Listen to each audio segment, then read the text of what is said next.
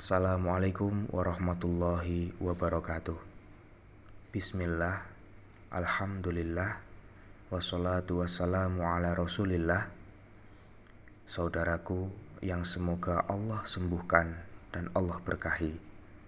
Salah satu keinginan dari orang yang sedang sakit adalah dijenguk, disupport oleh orang-orang yang dia cintai dan dia kasihi. Lalu bagaimana dengan orang-orang yang beriman?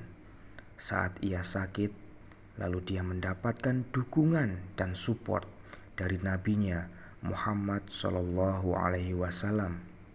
Ummul Ala, seorang sahabat wanita Nabi SAW, pernah memberikan kesaksian dan cerita dan pengalaman pada saat beliau sakit. Adani Rasulullah sallallahu alaihi wasallam wa ana maridho. Rasulullah sallallahu alaihi wasallam pernah menjengukku ketika aku sedang sakit. Faqal abshir ya Ummul Ala. Begitu ketemu Ummul Ala, Rasulullah sallallahu alaihi wasallam mengatakan kepada beliau, "Bergembiralah wahai Ummul Ala." Allahu Akbar. Bergembiralah wahai Ummul Ala. Sebuah nasihat yang tidak terduga sama sekali oleh orang yang sedang sakit. Di saat atmosfer kamar rumah sakit atau kamar rumah kita, jika kita dirawat di rumah, atmosfernya penuh dengan kesedihan, kegalauan. Tapi justru Nabi Shallallahu Alaihi Wasallam membawa pesan kegembiraan kepada kita. Nabi suruh kita gembira.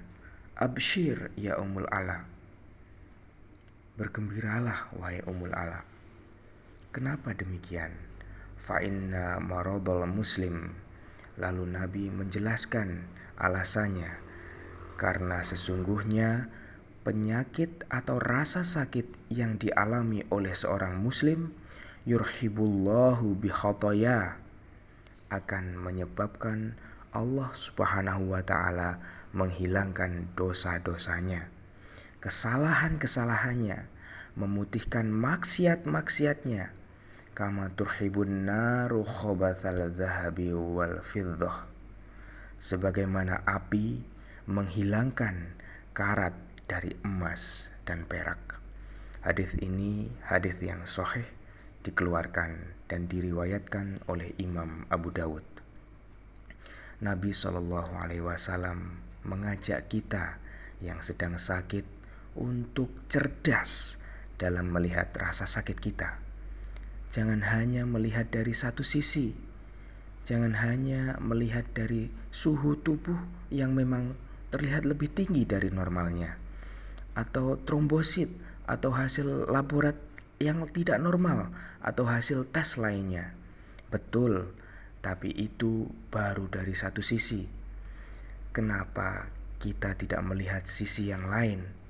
Sisi yang lebih menggiurkan, sisi yang lebih menarik, sisi yang lebih menenangkan, sisi yang membangun dan membakar rasa optimisme di dalam hati kita.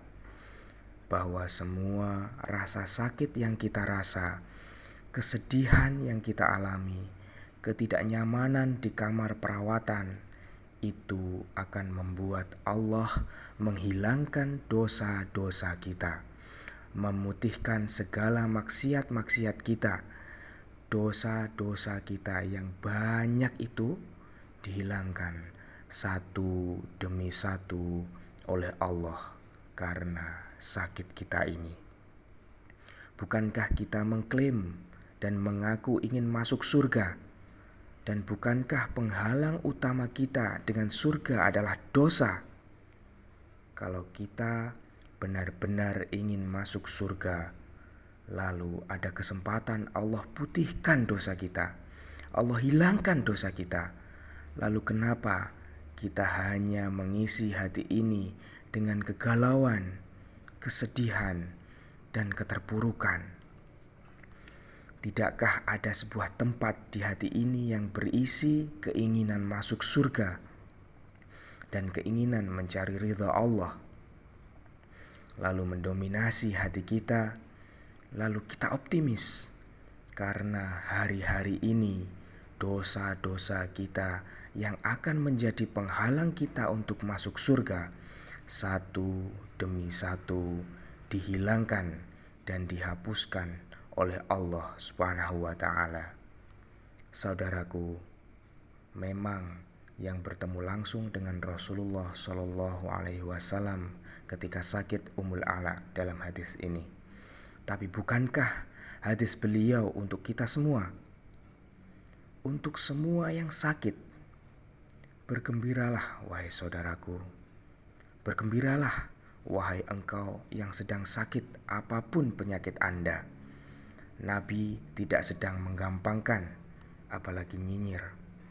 Nabi Shallallahu Alaihi Wasallam, Nabi kita, Nabi Anda, sedang mengajak kita untuk melihat sebuah hal yang lebih besar, sebuah hal yang jauh lebih kekal, surga. Maka semoga kita bisa menangkap pesan beliau dan menerima motivasi beliau, dan kita bisa mengisi hati ini dengan kegembiraan. Karena setiap ada rasa sakit, di situ ada pengampunan dosa-dosa kita. Assalamualaikum warahmatullahi wabarakatuh.